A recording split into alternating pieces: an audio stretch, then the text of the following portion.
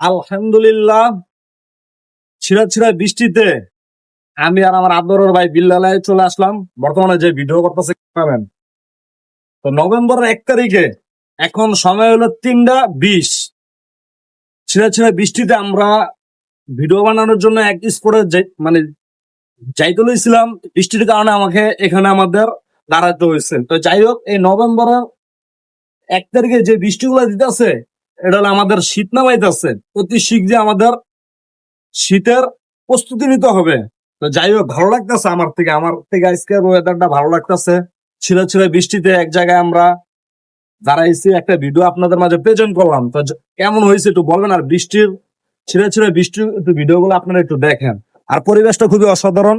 এসব পরিবেশে আমি মাঝে মধ্যে মুগ্ধ হয়ে যাই। এই সাইডে একটু পরিবেশটা দেখো, এই সাইডে। শীতের মৌসুম অতি শীঘ্রই আমাদের মাঝে চলে আসছে।